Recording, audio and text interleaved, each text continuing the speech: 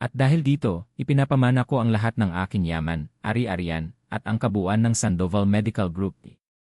Ang bawat salita mula sa bibig ni Attorney Romero ay parang mabagal na lason na gumagapang sa sistema ni Arabella. Nakaupo siya ng tuwid sa mamahaling silyang leader, ngunit ang pakiramdam niya ay anumang oras ay babagsak siya sa sahig na gawa sa Nara. Nanginginig ang mga kamay niyang magkadaop sa kanyang kandungan. Ang lamig ng aircon sa loob ng marangyang opisina ay hindi sapat para patuyuin ang butil-butil na pawis na namumuo sa kanyang noo. Ito na yon. Ito na ang katapusan ng kanyang paghihintay.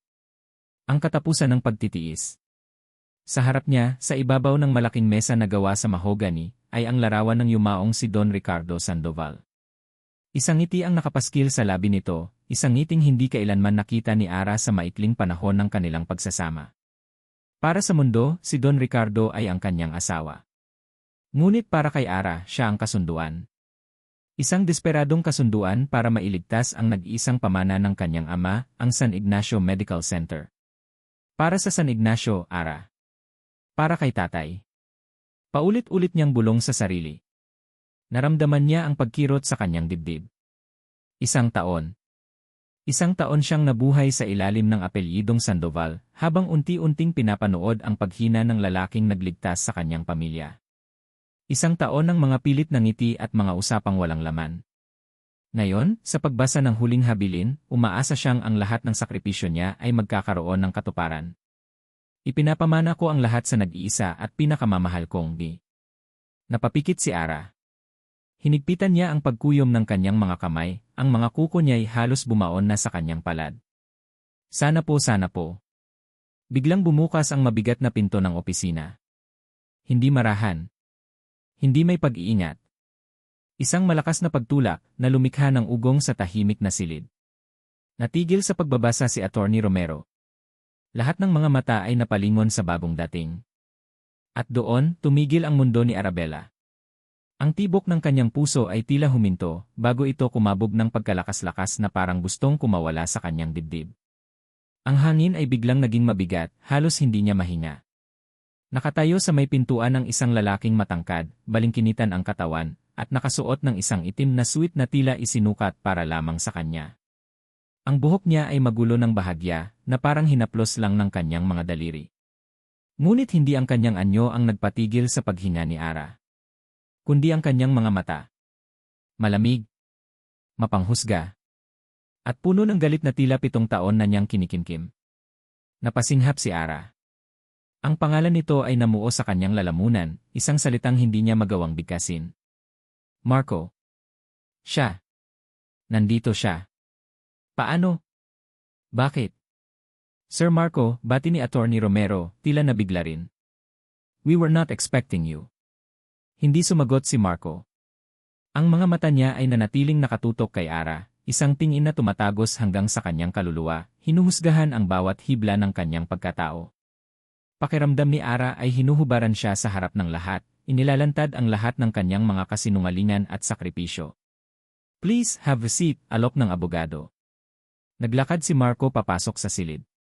Bawat hakbang niya ay may bigat, bawat yabag ay umalingaw sa pandinig ni Ara na parang isang hatol. Umupo siya sa bakanteng silya sa tabi mismo ni Ara, ngunit hindi niya ito tinapunan ng tingin. Ang bango ng kanyang pabango, ang pamilyar na amoy na yon na minsan ay naging kanlungan niya, ngayon ay parang lason na sumasakal sa kanya. Tumikim si Attorney Romero at ipinagpatuloy ang pagbabasa. Tumingin muna ito kay Marco, bago muling ibinalik ang tingin sa dokumento. Ulitin ko, sabi ng abogado, mas malinaw ang boses ngayon. Ayon sa huling habilin ni Don Ricardo Sandoval. Ipinapamana ko ang lahat ng aking yaman, ari-arian, at ang kabuuan ng Sandoval Medical Group sa aking nag-isang anak, si Marco de Villa. Isang dagundong. Iyon ang narinig ni Ara. Hindi sa labas, kundi sa loob ng kanyang ulo. Ang mga salitang iyon ay parang malakas na kulog na bumasag sa lahat ng kanyang pag-asa. Hindi sa kanya. Hindi sa kanila. Kundi kay Marco. Tanging kay Marco. Naramdaman niyang umikot ang kanyang paningin. Napakapit siya sa braso ng silya para suportahan ang sarili.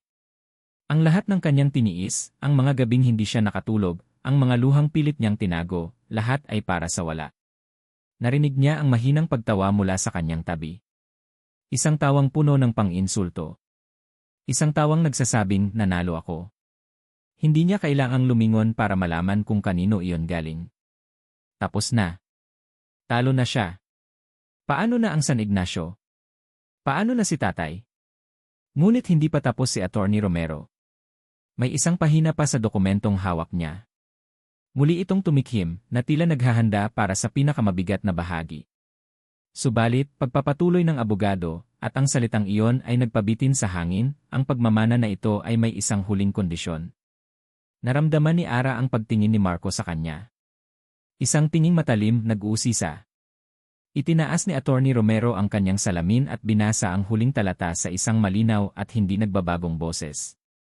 Ang aking anak, si Marco de Villa, ay makukuha lamang ang kabuuan ng kanyang mana kung kailangan niyang pamahalaan ang Sandoval Medical Group kasama ang aking asawa, si Dra. Arabella Reyes, sa loob ng 365 araw. Natahimik ang buong silid. Kung kanina ay parang binagsakan ng langit at lupa si Ara, ngayon ay hindi na niya alam kung anong pakiramdam ang nararamdaman niya. Gulat. Takot.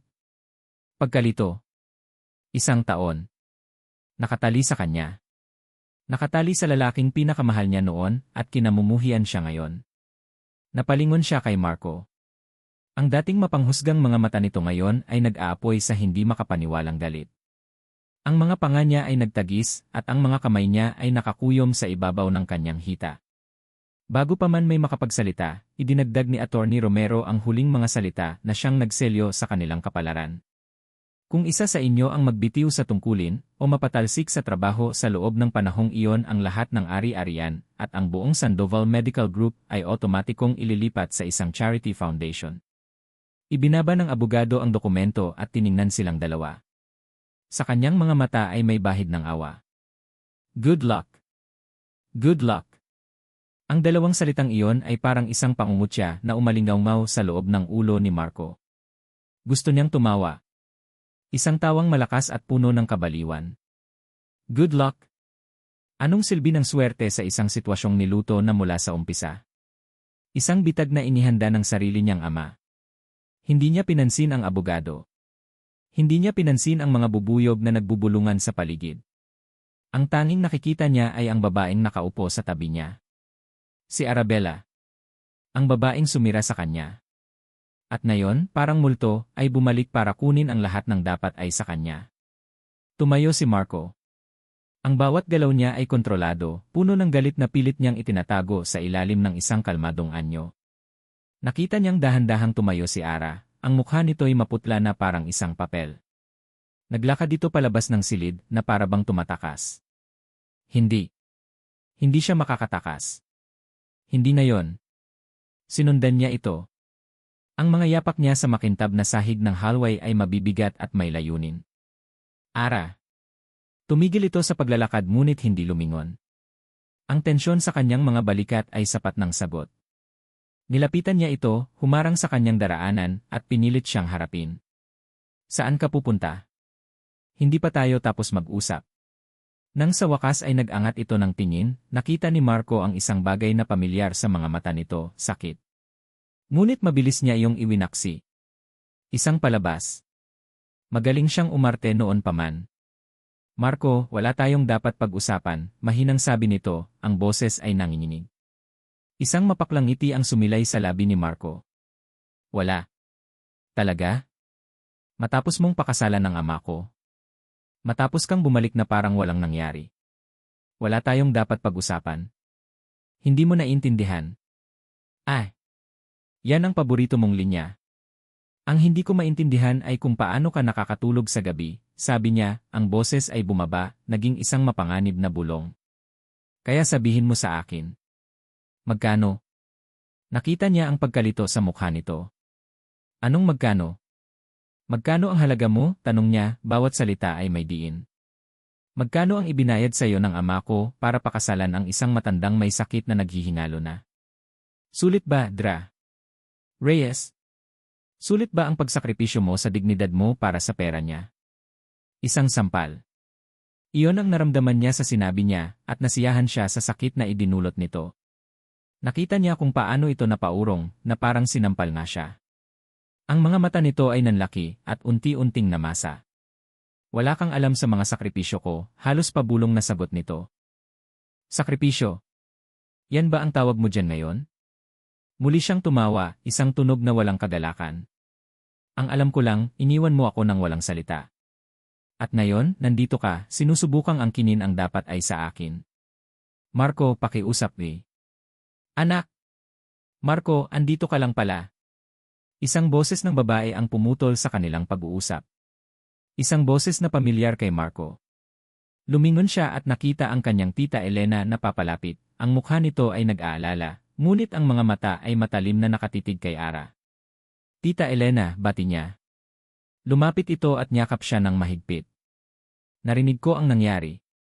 I am so sorry, Marco. Hindi ko alam kung anong pumasok sa isip ng papa mo.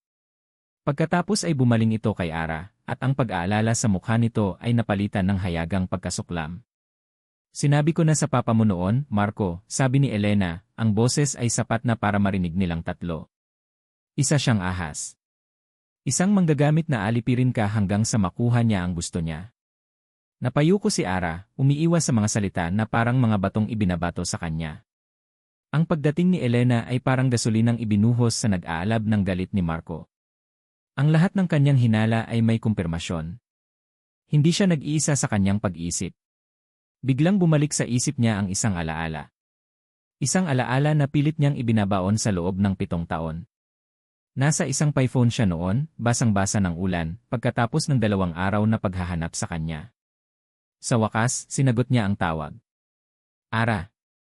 Nasaan ka? Nag-aalala ako. Katahimikan sa kabilang linya.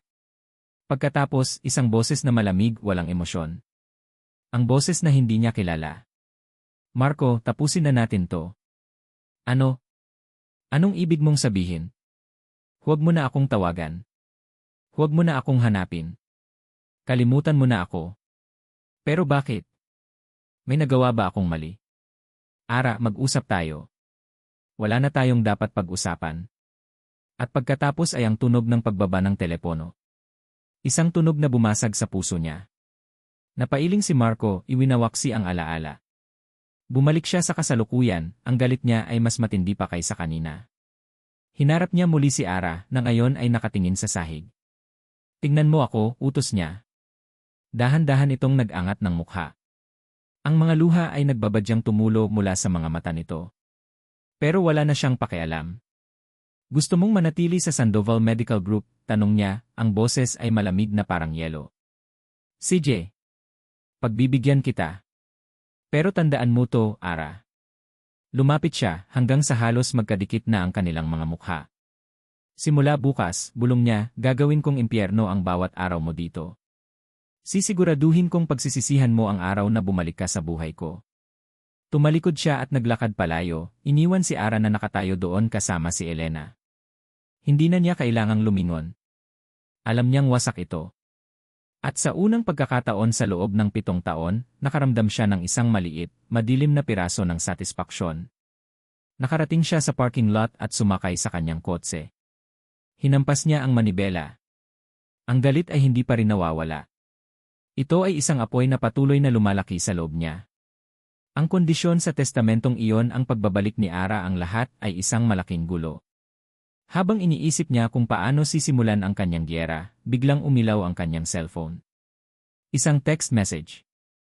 Mula kay Attorney Romero. Binuksan niya ito. Sir Marco, reminder as per the will's provisions. Dra. Reyes, as Don Ricardo's widow, will be moving into the main Sandoval residence. The staff has been instructed to prepare her room tonight. Nabasa niya ang mensahe. Isang beses. 2 beses. Hindi lang sa kumpanya. Hindi lang sa boardroom. Pati sa bahay. Sa bahay ng ama niya. Sa bahay niya. Isang ungol ng purong galit ang kumawala sa kanyang lalamunan. Sa sobrang tindi ng kanyang emosyon, hindi na niya napigilan ang sarili. Itinaas niya ang kanyang kamao at buong lakas na sinuntok ang dashboard ng kotse.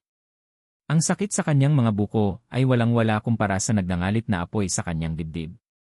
Nagsisimula pa lang ang laban. At sisiguraduhin niyang siya ang mananalo. Ang biyahe papunta sa mansyon ng mga Sandoval ay parang isang mahabang panaginip na ayaw niyang mapunta sa dulo. Nakatingin lang si Arabella sa labas ng bintana ng mamahaling kotse, pinapanood ang mga ilaw ng syudad na nagdaraan na parang mga naglalahong bituin. Bawat metro na inuusad ng sasakyan ay isang hakbang palapit sa hawla. Isang gintong hawla, ngunit isa pa ring kulungan. Ang mga salita ni Marco ay paulit-ulit na tumatakbo sa kanyang isipan. Gagawin kong impyerno ang bawat araw mo dito. Napapikit siya ng mariin. Ang sakit ay sariwa pa rin, isang sugat na muling binuksan matapos ang 7 taon. Ang Marco na kaharap niya kanina ay hindi na ang Marco na minahal niya. Ang init sa mga mata nito ay napalitan ng yelo, ang malambing na ngiti ay naging isang mapaklang pagkutya. Nang pumasok ang kotse sa dambuhalang gate ng Forbes Park, bumigat ang kanyang paghinga. Ito ang unang beses na tutuntong siya sa mansyon matapos ang libing ni Don Ricardo. Ngayon, hindi na siya bisita. Dito na siya titira. Huminto ang sasakyan sa harap ng isang malaking pinto na gawa sa kahoy.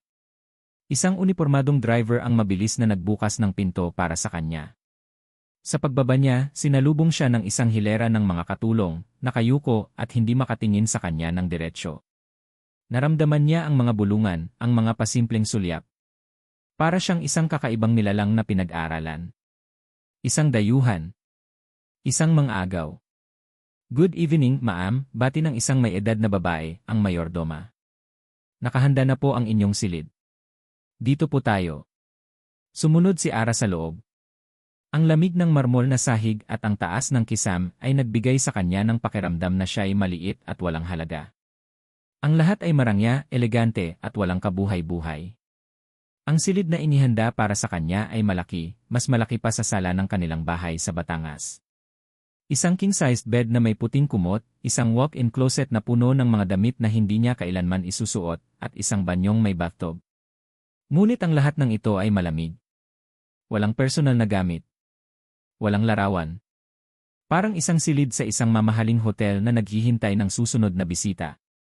Ang hapunan po ay ihahain sa loob ng 1 oras, ma'am, sabi ng mayordoma bago umalis.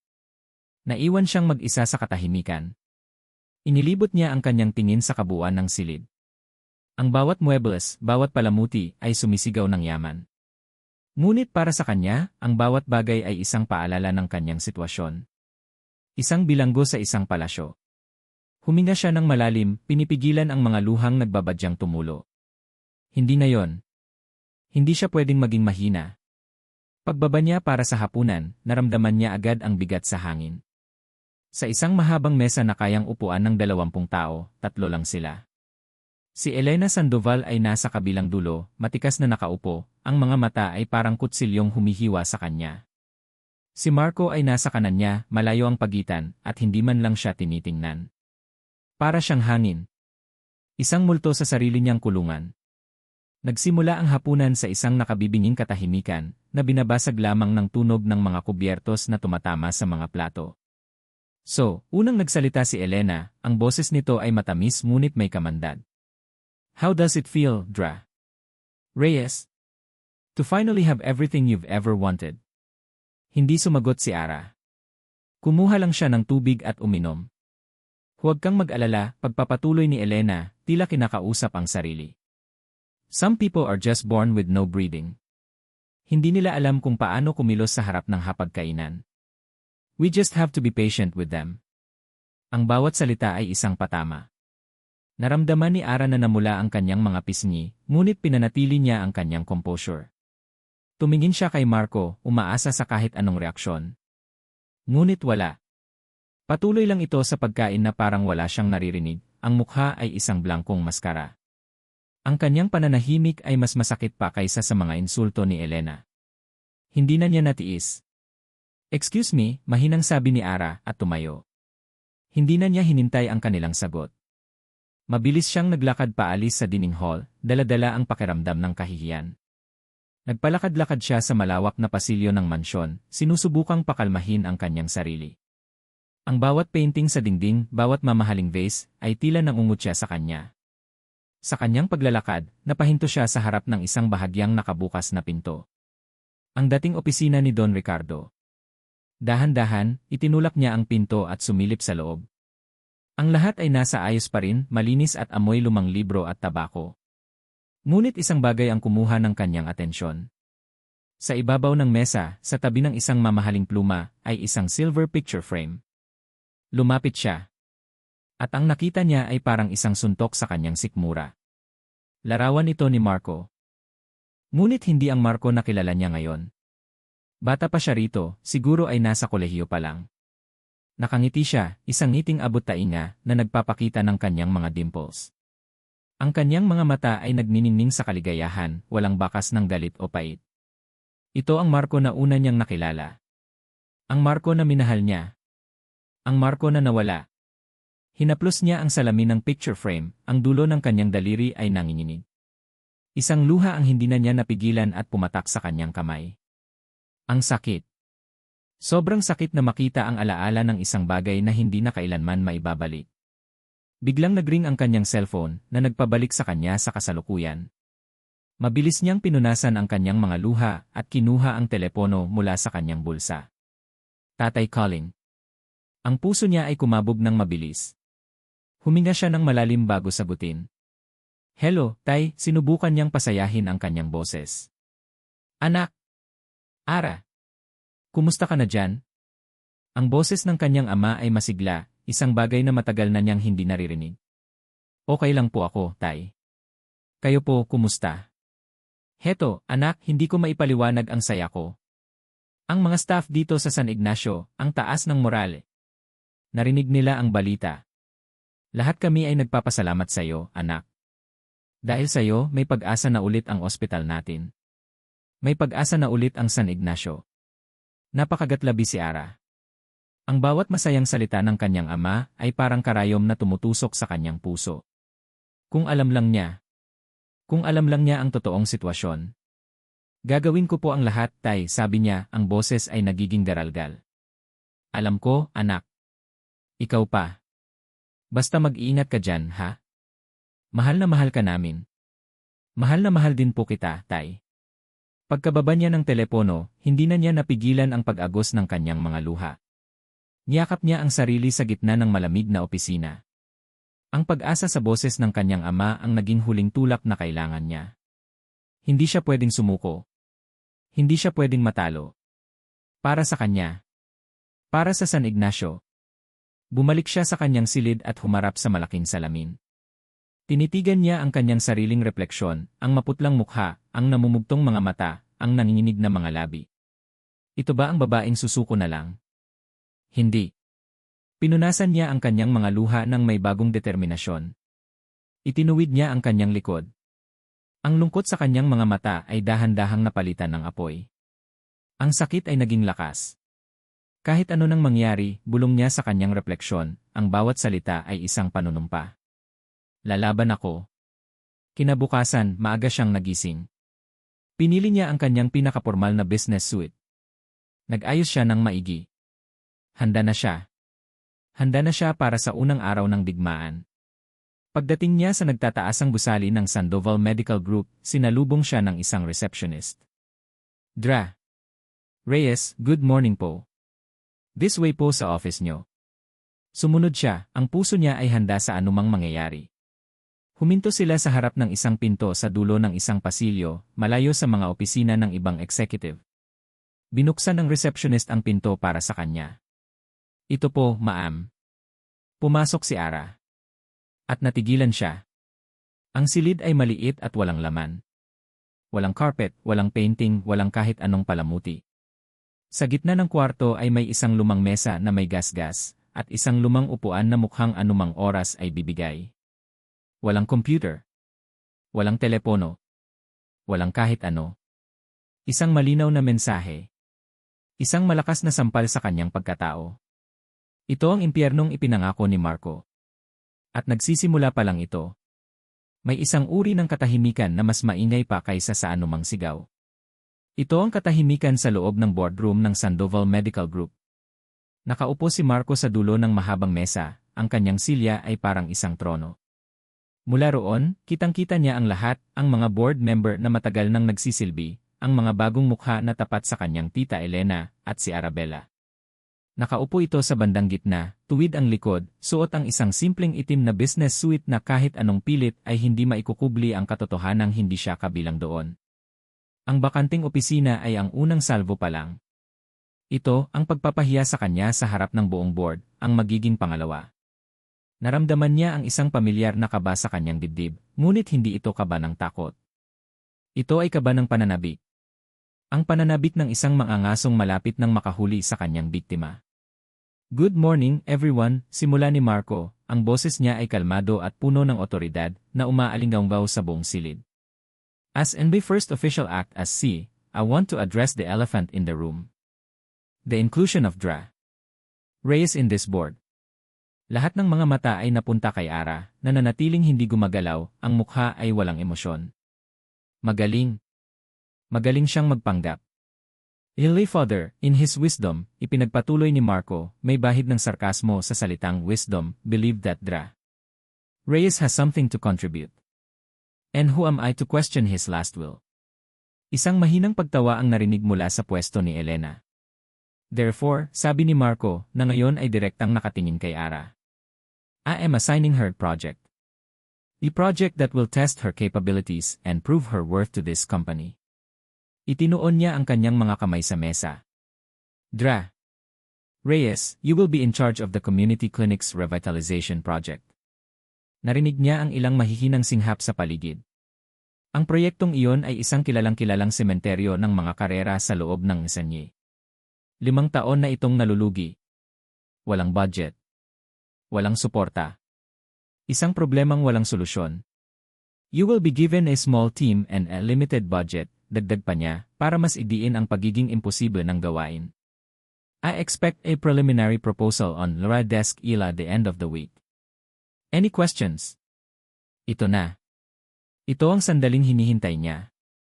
Ang sandali kung saan malilito ito, magpapanik, at mapipilitang aminin na hindi niya kaya. Ang sandali kung saan makikita ng lahat na isa lang siyang palamuti. Ngunit hindi iyon ang nangyari. Dahan-dahang tumayo si Arabella. Ang kanyang mga mata ay hindi nagpapakita ng takot, kundi ng isang seryosong pagtanggap. Thank you, Emma de Villa, sabi niya, ang boses ay matatag. I accept the challenge. Napataas ang kilay ni Marco. Emma de Villa. Formal. Malamig. 2 taong maaaring maglaro sa larong ito. However, pagpapatuloy ni Ara, I don't need until the end of the week. I have a few preliminary thoughts I'd like to share now, if the board will allow it. Isang alon ng pagkairita ang dumaan kay Marco. Ang yabang. Ang tapang. The floor is yours, Doctor, sabi niya, hindi maitago ang pang-insulto sa salitang Doctor. Naglakad si Ara papunta sa harap, kinuha ang isang whiteboard marker, at nagsimulang magsalita. At sa mga sumunod na 10 minuto, ang inis ni Marco ay dahan-dahang napalitan ng isang bagay na hindi niya inaasahan, pagkabigla. The old model for the community clinics is unsustainable, simula ni Ara. It treats them as smaller, less equipped versions of our main hospitals. That's a losing strategy. We shouldn't compete with ourselves. Instead, we should transform them. Nagsulat siya sa board. Number 1, focus on preventive care and diagnostics, not treatment. Gawin natin silang first line of defense. Murang checkups, basic lab tests, health education. This will lessen the load on our major hospitals and create a steady stream of patient referrals. Number 2, telemedicine integration. We don't need specialists on site 24 paghahati 7. We can use our existing infrastructure to provide online consultations, connecting patients in remote areas with our top doctors here in Manila. It's cost-effective and expands our reach. And number 3, community partnerships. Instead of hiring a full staff, let's partner with local health units. We provide the equipment and training, they provide the manpower. It builds goodwill and cuts operational costs. Eli Half. Habang nagsasalita siya, ang kanyang boses ay puno ng kumpiyansa. Ito ang mundo niya. Ito ang alam niya. Hindi siya ang asawa ng isang Sandoval o ang kalaban ng isang De Villa. Siya si Dra. Arabella Reyes, isang doktor na may plano. Napansin ni Marco ang reaksyon ng mga board members. Si Emil Ocampo, isang matandang loyalista ng kanyang ama, ay dahan-dahang tumatango, ang mga mata nito ay may bagong respeto. Maging ang ilang ahente ni Elena ay nakikinig ng mabuti. Ang plano niya na ipahiya si Ara ay sumabog sa sarili niyang mukha. Imbes na magmukha itong tanga, siya ang nagmukhang isang na hindi alam ang potensyal ng sarili niyang kumpanya. Isang maliit, hindi ka nais-nais na kislap ng paghanga ang sumibol sa kanyang dibdib. Ang tapang nito, ang talino ito ang Ara na minsan niyang hinangaan. Mabilis niyang pinatay ang kislap na yon. Ang galit ay mas ligtas. Mas pamilyar. Nang matapos si Ara, may ilang pumalakpak ng mahina. Umupo ito muli, ang mukha ay kalmado pa rin na lalong nagpainis kay Marco. Pagkatapos ng meeting, dumiretso siya sa kanyang opisina at padabog na isinara ang pinto. Hindi ito dapat nangyari. Ang plano niya ay perpekto. Ano ang nangyari? May kumatok sa pinto bago ito bumukas. Si Tita Elena. That was unexpected, sabi nito, may ngiti sa labi. She's smarter than thought. But your move was brilliant, Marco. Giving her an impossible task. Sooner or later, she will fail. She didn't seem like she was going to fail, mapait na sagot ni Marco. Oh, sweetie, lumapit si Elena at hinaplos ang kanyang balikat. People can be good with words. But actions are different story. And speaking of actions, may inilapag itong isang brown folder sa kanyang mesa. I asked a friend to look into her finances. I was just concerned, you know. I wanted to see what she's been up to. Tinignan ni Marco ang folder pagkatapos ay ang kanyang tiyahin. What is this? Tingnan mo, pamangkin, sabi ni Elena, ang boses ay puno ng pekeng awa. Ang unang ginawa niya matapos ang kasal. Binuksan ni Marco ang folder. Sa loob ay isang bank statement. Isang withdrawal slip. Ang pangalan, Arabella Reyes Sandoval. Ang petsa, 2 araw pagkatapos ng kasal nila ni Don Ricardo. Ang halaga, 5 milyong piso. Para siyang sinampal ng katotohanan. Ang lahat ng pagdududa, ang lahat ng bahagyang paghanga kanina, ay biglang naglaho na parang bula. Napalitan ito ng isang nag-uumapaw na galit, mas matindi pa kaysa dati. Ito na. Ito ang ebidensya. Isa siyang sinungaling. Isang magnanakaw. Isang gold digger. Napakuyom ang kanyang mga kamay, nayupi ang mga papel sa kanyang pagkakahawak. Now do you see, bulong ni Elena. She was never in it for love, Marco. It was always about the money. Tumayo si Marco, ang mga mata ay nag-aapoy. Kinuha niya ang folder. Hindi na siya makapaghintay. Kailangan niya itong makaharap. Ngayon din. Nilisan niya ang kanyang opisina, hindi pinansin ang tawag ni Elena. Naglakad siya ng mabilis sa pasilyo, patungo sa dulo, sa maliit at malungkot na opisina kung saan niya ikinulong si Ara. Binuksan niya ang pinto ng walang katok. Nakita niya si Ara, nakatayo sa tabi ng bintana, nakatingin sa labas. Lumingon ito, nagulat sa kanyang bigla ang pagdating. Walang salitang lumapit si Marco at ibinato ang folder sa ibabaw ng lumang mesa. Gumawa ito ng isang malakas na kalabog sa tahimik na silid.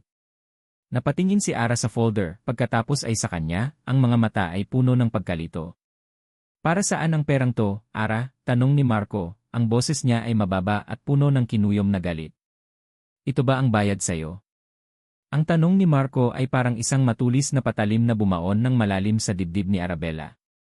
Tinitigan niya ang brown folder sa ibabaw ng mesa, pagkatapos ay ang nag-aapoy na mga mata ni Marco. Ang galit dito ay halos nahahawakan, isang pisikal na bagay na pumupuno sa maliit na silid. 5 milyong piso. Alam niya kung para saan ang perang iyon. Bawat sentimo. Iyon ang paunang bayad para sa mga utang ng San Ignacio sa pinakamalaki nitong supplier ng mga medical equipment. Isang utang na, kung hindi nabayaran, ay tuluyan ng magsasara sa kanilang ospital. Iyon ang unang hakbang para tuparin ang kasunduan nila ni Don Ricardo. Isang hakbang na hindi niya pwedeng ipaliwanag kay Marco. Paano niya sasabihin? Kinuha ko ang pera para iligtas ang ospital ng pamilya ko. Isang kondisyon sa pagpapakasal ko sa ama mo na siyang dahilan kung bakit kailangan kitang iwan noon. Ang bawat salita ay magbubukas lang ng mas marami pang tanong, mas marami pang sugat. Ang kanyang pride, ang natitira na lang sa kanya, ay hindi siya hahayaang magmukhang kaawa-awa. Hindi ko kailangang magpaliwanag sa'yo, sagot niya, sinisikap na panatilihing matatag ang kanyang boses, kahit na ang loob niya ay nagkakagulo. Isang mapaklang tawa ang kumawala kay Marco. Siyempre hindi. Dahil wala kang masabi. Dahil nahuli kita. Kung ano man ang iniisip mo, Marco, mali ka. Mali? Kitang-kita na sa papel, Ara. Huwag mo akong gawing tanga, sigaw niya, ang kanyang boses ay umalingaw sa apat na sulok ng silid. Napatayo si Ara. Hindi kita ginagawang tanga. Ikaw ang gumagawa niyan sa sarili mo. Ang bilis mong humusga, ang bilis mong maniwala sa gusto mo lang paniwalaan. At ano ang dapat kong paniwalaan? Na ang babaeng bigla na lang nang iwan sa akin ay nagpakasal sa mayaman kong ama dahil sa pag-ibig. Ang sarkasmo sa kanyang boses ay nakakasugat. Tumalikod si Ara, ayaw niyang makita ni Marco ang sakit sa kanyang mga mata. Kung tapos ka na, may trabaho pa akong kailangang gawin. Trabaho? Tumawa ulit si Marco. Nga pala. Ang imposible mong proyekto. Let's go. Napakunot ang noo ni Ara. Saan tayo pupunta? Sa trabaho mo. Sabi mo, kailangan nating bisitahin ang mga community clinics, di ba? Umpisahan natin ngayon. Ang pinakamalayo. Ang pinakabulok. Tingnan natin kung gaano katibay yang mga plano mo kapag nakita mo na ang realidad. Walang nagawa si Ara kundi sumunod. Ang biyahe ay puno ng nakabibinging katahimikan. Si Marco ang nagmamaneho, ang mga kamay ay mahigpit na nakahawak sa manibela, ang mga mata ay nakatuon sa kalsada. Si Ara naman ay nakatingin lang sa bintana, pinapanood ang mga gusali na dahan-dahang napapalitan ng mga puno habang papalayo sila sa syudad. Alam mo, dapat pala tinanong ko ang ama ko kung magkano ang signing bonus mo, biglang basag ni Marco sa katahimikan. Hindi sumagot si Ara. Baka mas malaki pa dyan sa 5 milyon. Siguro sapat para makabili ng isang isla. O siguro isang bagong buhay na walang konsensya. Napakuyom si Ara ng kanyang mga kamao. Pwede ba, Marco? Itigil mo na. Bakit? Natatamaan ka ba sa katotohanan? Hindi, mariing sagot ni Ara. Napapagod lang akong makinig sa isang taong sarado na ang isip. Hindi na muling nagsalita si Marco. Matapos ang halos 3 oras na biyahe, narating nila ang isang maliit na bayan sa paanan ng isang bundok. Ang klinika ay isang maliit na gusaling gawa sa semento na kupas na ang pintura. Sa pagbaba nila, sinalubong sila ng malakas na buhos ng ulan. Mabilis silang tumakbo papasok sa klinika. Sa loob, mas malala pa ang sitwasyon. May mga tumutulong bubong, kinakalawang na mga gamit at amoy ng luma at basa. Ang mga pasyente ay kakaunti. Ang mga staff ay pagod at walang pag-asa. Habang nag-ikot si Ara at kinakausap ang head nurse, nanatili lang si Marco sa isang sulok, pinapanood siya. Nakikita niya kung paano nagbago ang anyo ni Ara. Dito, sa gitna ng sakit at kakulangan, siya ay nasa kanyang elemento. May sinseridad sa kanyang mga tanong, may malasakit sa kanyang mga mata. At sa isang saglit, naalala ni Marco ang dalagang estudyante ng medisina na pangarap ay maglingkod sa mga mahihirap. Napailing siya. Palabas lang ang lahat ng ito. Pagkatapos ng halos 1 oras, lumabas sila. Ang ulan ay mas lalo pang lumakas, naging isang bagyo. Ang langit ay madilim na parang gabi. Kailangan na nating bumalik, sabi ni Marco. Sumakay sila sa kotse. Ngunit nang subukan niyang i-start ang makina, wala. Isang mahinang tunog lang ang narinig niya. Sinubukan niya ulit. Wala pa rin. Damn it, mura niya, hinampas ang manibela. Anong problema? Tanong ni Ara. Ayaw mag-start. Siguro nabasa ang makina. Kinuha niya ang kanyang cellphone. No signal. Ganun din ang kay Ara. They were stranded. Sa gitna ng kawalan, sa gitna ng isang malakas na bagyo. May isang lumang bahay doon sa unahan, sabi ni Ara, itinuturo ang isang maliit na istruktura na halos hindi na makita sa lakas ng ulan. Baka pwede tayong sumilong doon pansamantala. Walang ibang pagpipilian. Mabilis silang tumakbo, basang-basa, hanggang sa marating nila ang isang lumang kubo na gawa sa kawayan at nipa. Pinasok nila ito. Sa loob ay madilim at amoy alikabok, ngunit at least hindi sila nababasa. Umupo si Ara sa isang sulok, niyakap ang sarili. Nanginginig siya sa ginaw. Ang kanyang damit ay basang-basa. Napansin ito ni Marco. Nag-aalangan man, hinubad niya ang kanyang suit jacket. Ito ay basa rin sa labas, ngunit ang loob ay tuyo pa. Here, sabi niya, iniabot ito kay Ara. Nagulat si Ara. Hindi na, okay lang ako. Just take it, maring sabi ni Marco. Ayokong magkaroon ng kaso kung mamatay ka sa pulmonya. Kinuha ito ni Ara at isinuot. Ang init mula sa katawan ni Marco na naiwan sa jacket, kasama ang pamilyar na amoy nito, ay bumalot sa kanya. Isang init na matagal na niyang hindi naramdaman. Umupo si Marco sa kabilang sulok, malayo sa kanya. Ang tanging ilaw nila ay ang flashlight mula sa cellphone ni Ara. Ang tanging tunog ay ang malakas na patak ng ulan sa bubong. Sa gitna ng katahimikan, naramdaman ni Ara ang pagbabago sa hangin.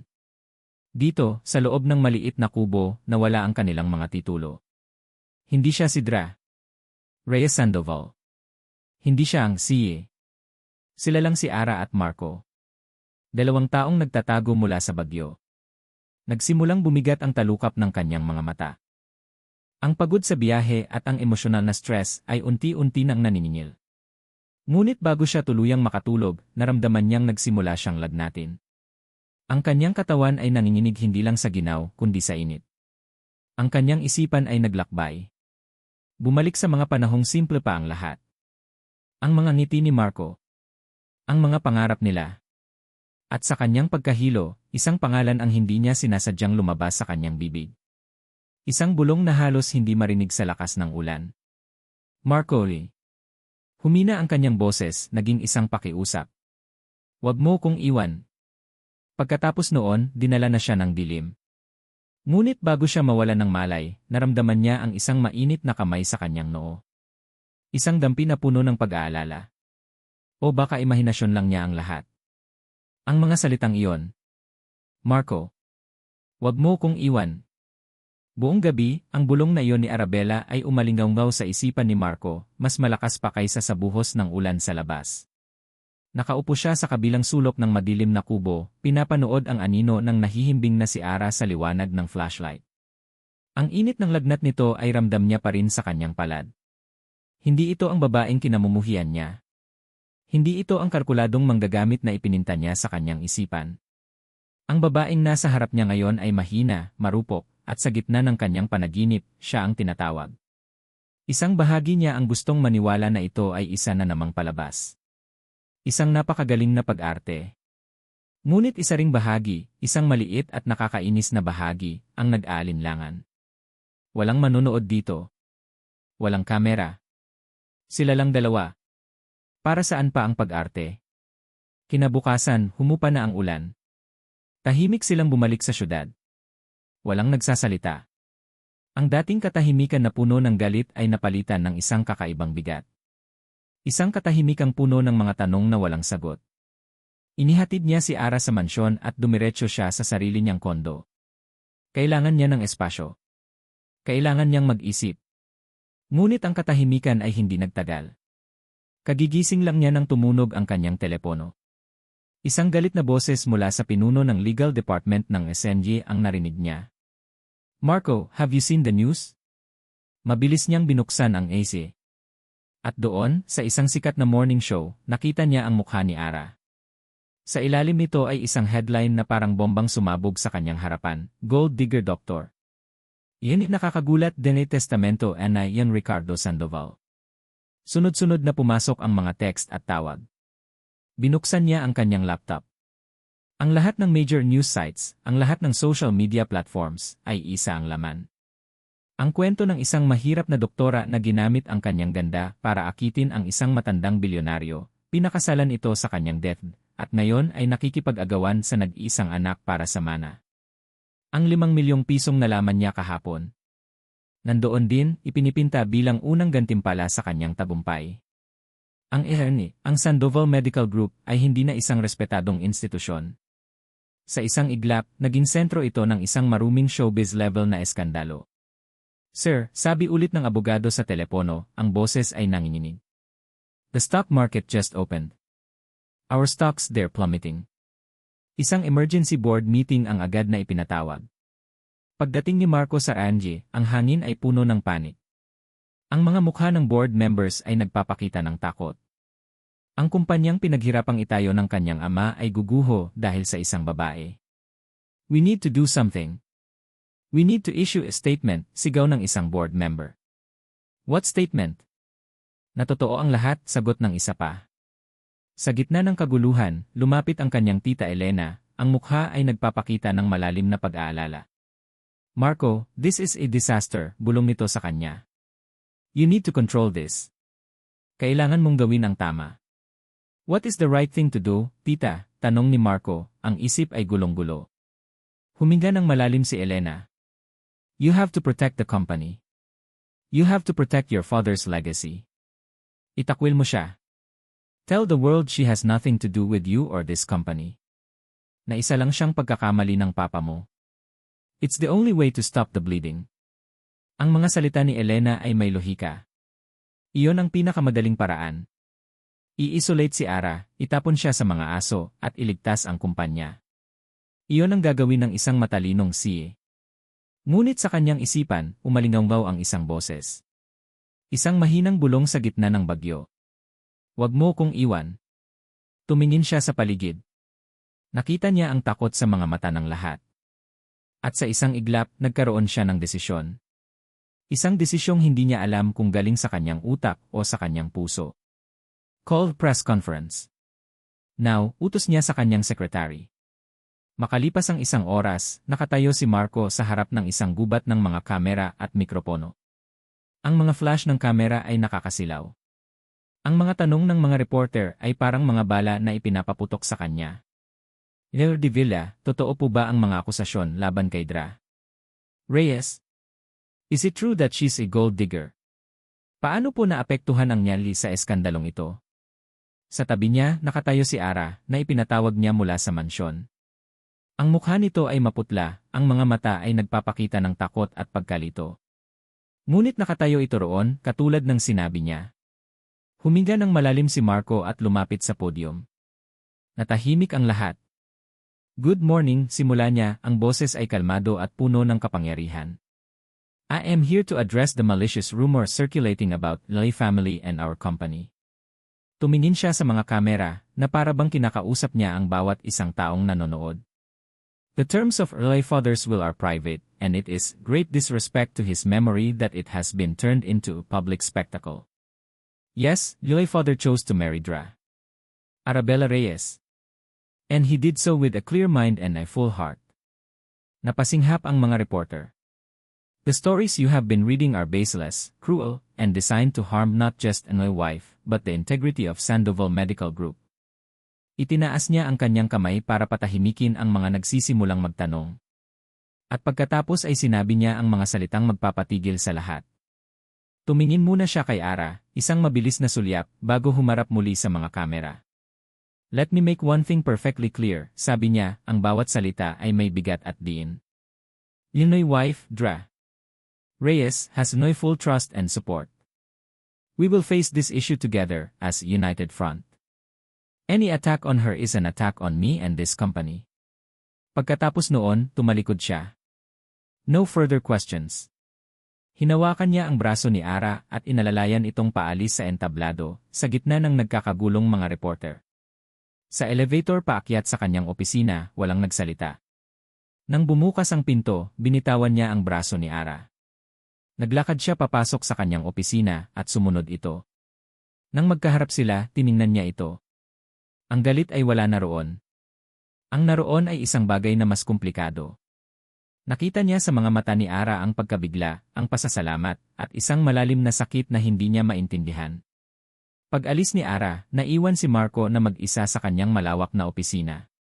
Umupo siya sa kanyang silya at napasabunot sa sariling buhok. Tinitigan niya ang skyline ng Makati mula sa kanyang bintana, ngunit wala siyang makita. Ang isip niya ay bumalik sa press conference. Sa mga salitang lumabas sa sarili niyang bibig. Lulay wife has no full trust and support. Bakit? Bakit niya ginawa yon?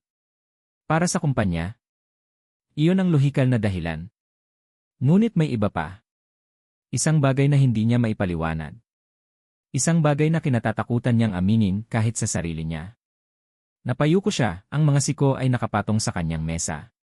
Bakit ko ginawa yon? Tanong niya sa hangin. Bakit parang gusto ko siyang paniwalaan?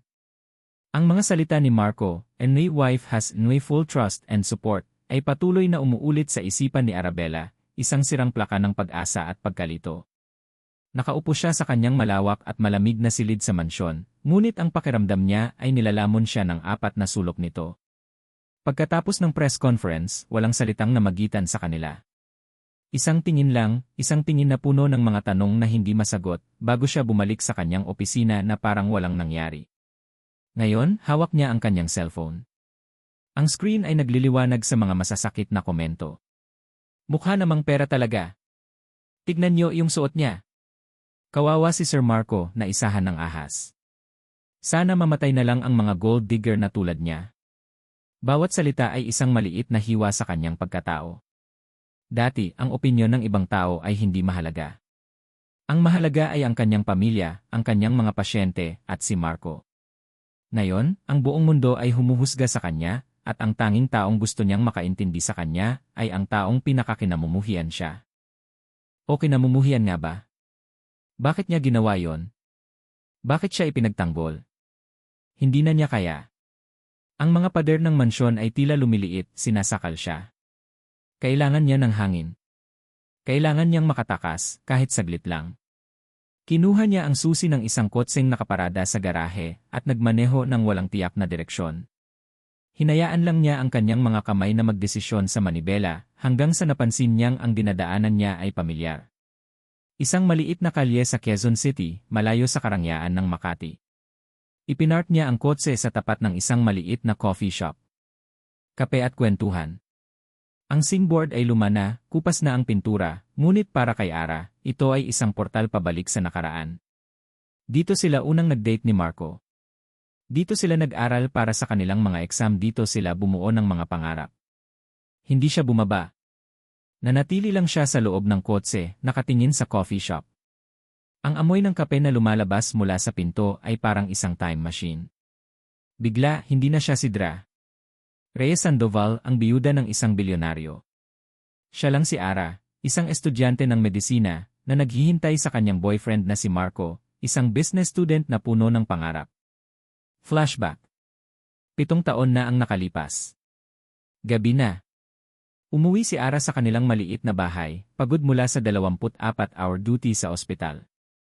Ngunit ang pagod niya ay nawala nang makita niya ang kanyang ama na nakaupo sa kanilang hapagkainan, ang ulo ay nakasubsob sa kanyang mga kamay.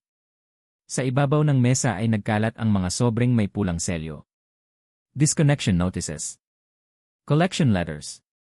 Tay, mahinang tawag niya. Nag-angat ng tingin ang kanyang ama. Ang dating masayahing mga mata nito ay puno ng pagkatalo. Wala na, anak, sabi nito, ang boses ay basag. Lahat ng mga supplier, sinisingil na tayo. Ang mga investor, nagsiatrasan na. Wala na. Ubos na. Ang San Ignacio mawawala na sa atin.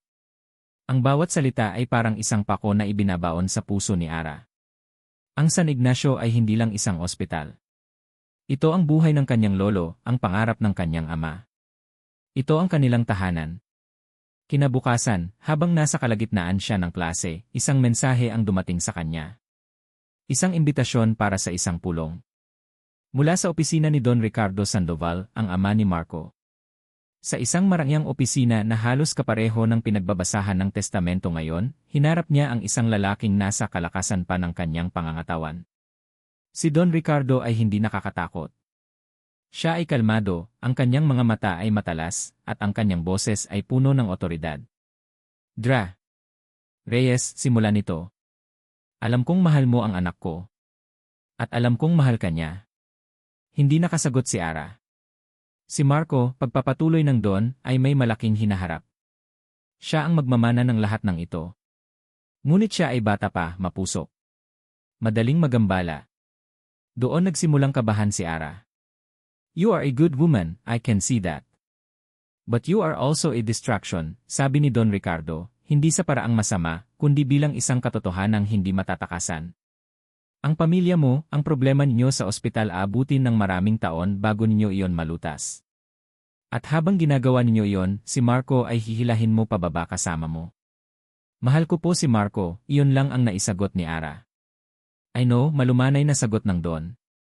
At dahil mahal mo siya, hahayaan mo siyang maging kung sino siya dapat. Hahayaan mo siyang maabot ang kanyang potensyal.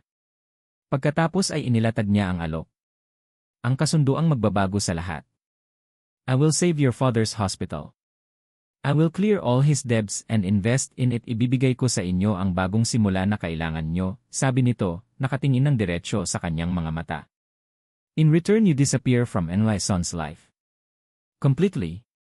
You break his heart now, so you don't destroy his future later. Give him the freedom to become the man he's meant to be. Isang kasunduang demonyo na nakabalot bilang isang gawa ng kabutihan. Isang sakripisyo. Ang kaligayahan niya kapalit ng kinabukasan ng kanyang pamilya at ng lalaking mahal niya. End of flashback. Bumalik si Ara sa kasalukuyan, ang mga luha ay malayang dumadaloy sa kanyang mga pisngi. Ngayon, naiintindihan na niya. Ang pagpapakasal sa kanya ni Don Ricardo sa huling sandali ang testamento, hindi lang ito parusa para kay Marco. Ito ang paraan ng Don para itama ang kanyang pagkakamali. Ito ang paraan niya ng pagbabayad sala. Sinusubukan niyang iisa uli si Ara sa kanyang anak sa tanging paraang alam niya. Sumubsob siya sa manibela, ang katawan ay nanginginig sa bigat ng kanyang mga hikbi.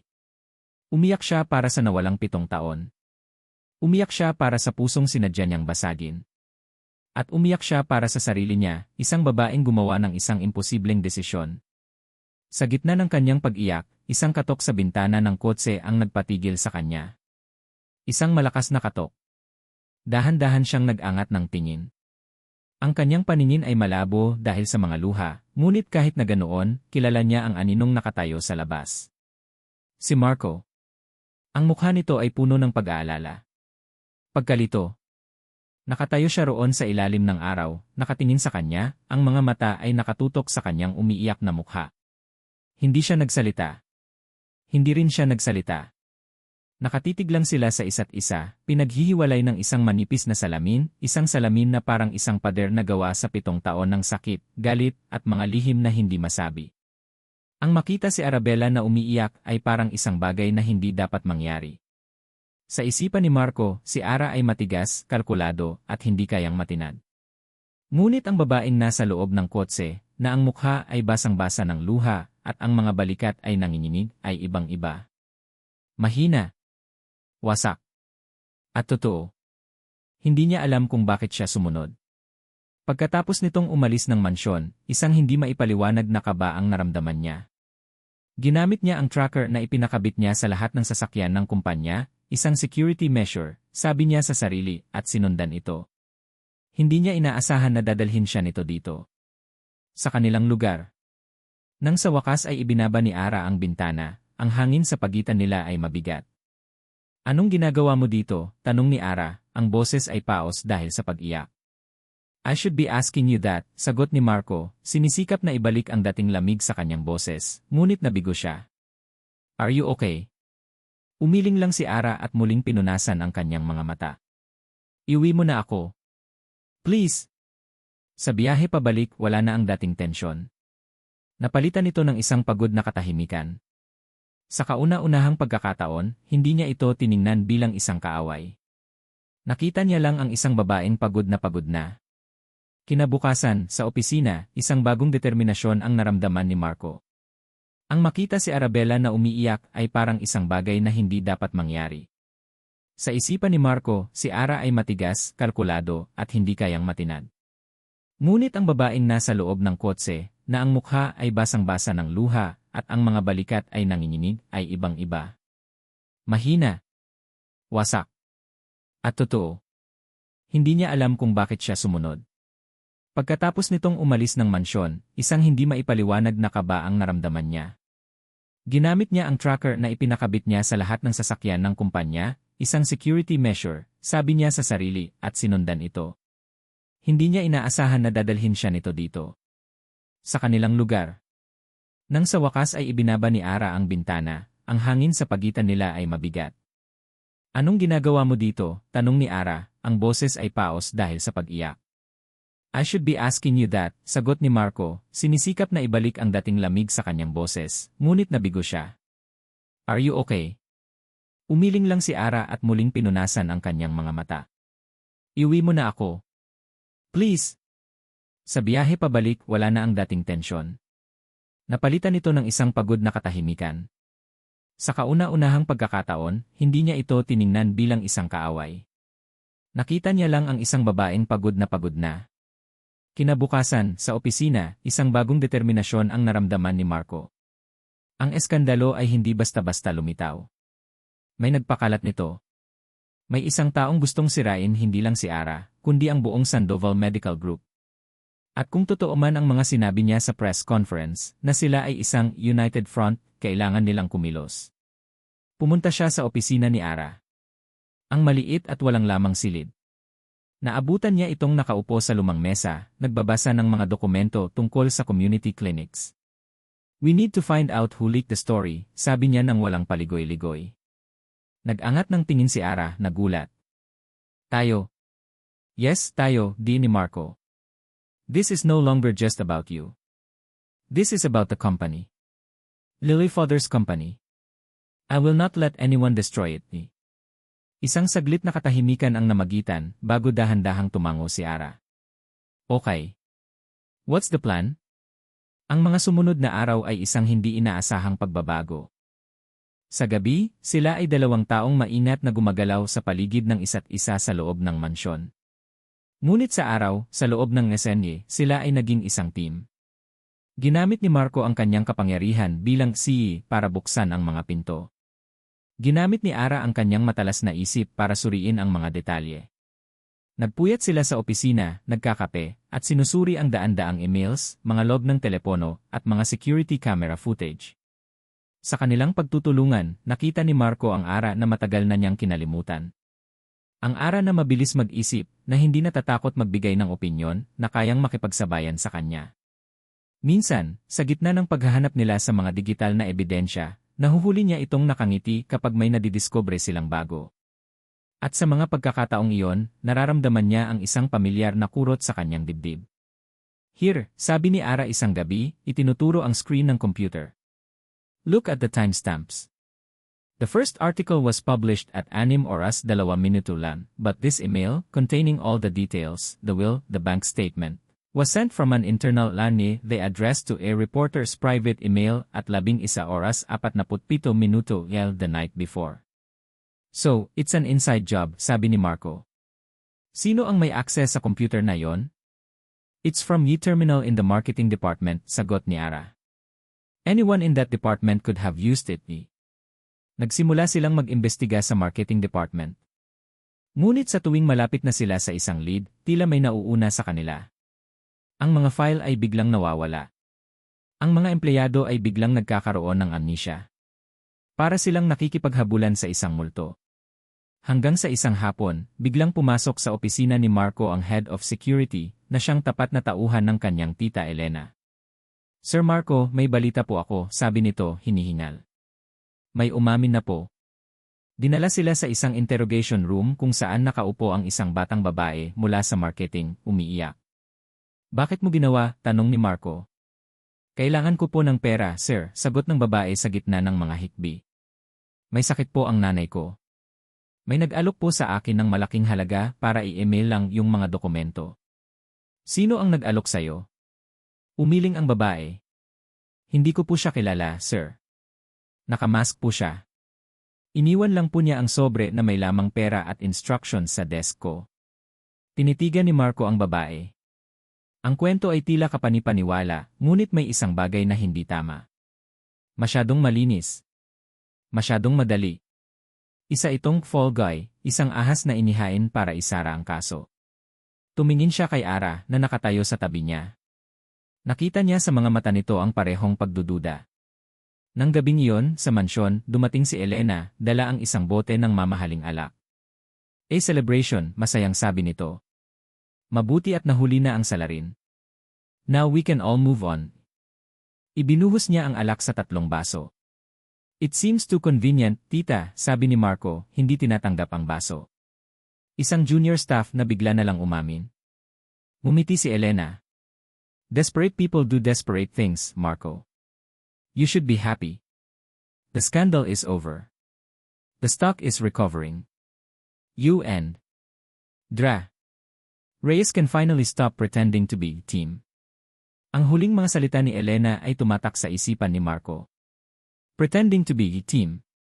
Bigla, may naalala siyang sinabi ni Elena ilang araw na ang nakalipas, noong una nitong ipinakita sa kanya ang bank statement ni Ara. I asked a friend to look into her finances. Paano nalaman ng kaibigan na yon ang tungkol sa isang pribadong transaksyon sa bangko?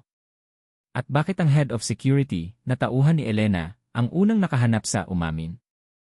Dahan-dahan, ang mga piraso ng puzzle ay nagsimulang magkabit-kabit sa kanyang isipan, bumubuo ng isang larawan na ayaw niyang makita. Itinaas niya ang kanyang tingin at tinitigan ang kanyang tiyahin. Ang babaeng itinuring niyang pangalawang ina. Ang babaeng palaging nasa tabi niya, nagbibigay ng suporta. Ngunit ngayon, sa likod ng maalagang ngiti at nag-aalalang mga mata, nakakita siya ng isang bagay na iba. Isang kislap ng tagumpay. Isang malamig na kalkulasyon. Hindi siya nagsalita. Wala siyang ebidensya. Puro hinala pa lang. Ngunit habang nakatingin siya sa mga mata ng kanyang tita Elena, alam na niya. Alam na niya sa kaibuturan ng kanyang puso. Ang multong hinahabol nila ay hindi isang estranghero. Ito ay isang taong kasama nila sa hapagkainan. Ang mga sumunod na linggo ay nagdala ng isang hindi inaasahang kapayapaan. Ang eskandalo ay unti-unting namatay. Ang mga empleyado ng SNY ay nagsimulang tanggapin si Arabella, lalo na nang makita nila ang progreso ng kanyang proyekto sa mga community clinic. Ang kanyang mga plano ay hindi lang pala salita, unti-unti itong nagkakaroon ng anyo. Ngunit ang pinakamalaking pagbabago ay ang relasyon nila ni Marco. Ang yelo sa pagitan nila ay natunaw, napalitan ng isang maingat na paggalang. Nag-uusap na sila tungkol sa trabaho ng walang sarkasmo. Nagkakasalubong sila sa pasilyo ng mansyon at nagbibigayan ng isang maliit, formal na tango. Para kay Ara, ang munting kapayapaang ito ay parang isang basong tubig sa gitna ng disyerto. Sapat na. Ngunit ang kapayapaan ay madalas na isang katahimikan bago ang isang malakas na bagyo. Isang Lunes ng umaga, ipinatawag ang isang kagyat na pagpupulong ng board. Pagpasok ni Ara sa boardroom, naramdaman niya agad ang lamig. Ang mga mukha ng board members ay seryoso. Ang mga mata nila na dati may paggalang na ngayon ay puno ng pagdududa at galit. Tumingin sila sa kanya na parang isa siyang kriminal. Sa gitna ng lahat, nakatayo si Elena, ang mukha ay naglalarawan ng malalim na kalungkutan na para bang pasan niya ang bigat ng buong mundo. At si Marco nakaupo siya sa kanyang silya sa dulo ng mesa, ang mukha ay hindi mabasa, isang blankong pader na gawa sa bato.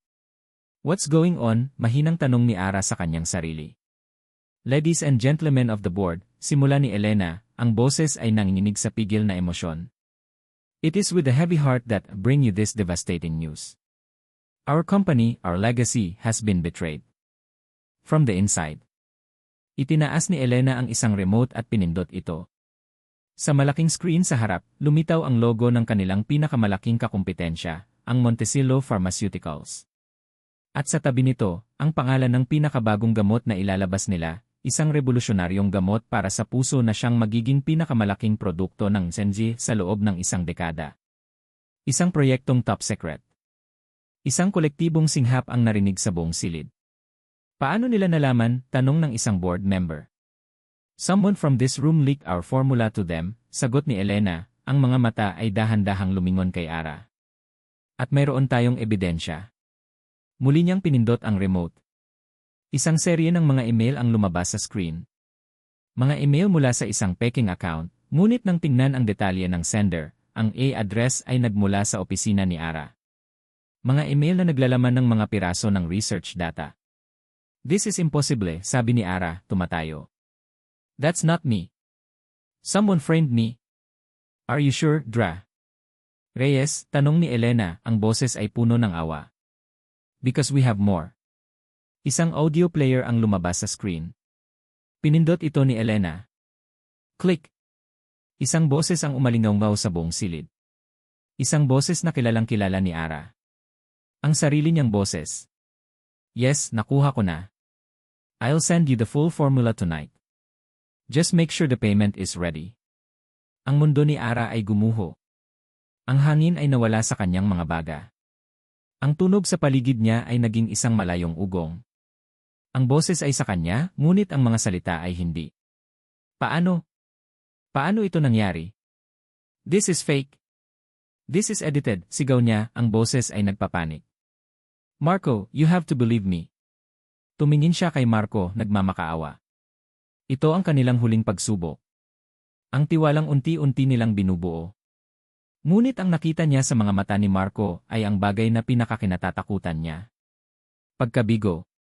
Ang Marco na nagtanggol sa kanya sa press conference ay wala na. Ang Marco na kasama niyang nagpuyat para hanapin ang katotohanan ay nawala.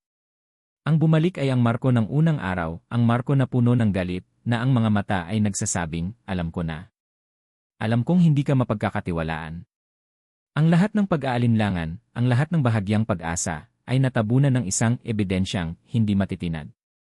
Ang babaeng minsan nang bumasag sa kanyang puso ay ginawa itong muli sa mas masahol na paraan.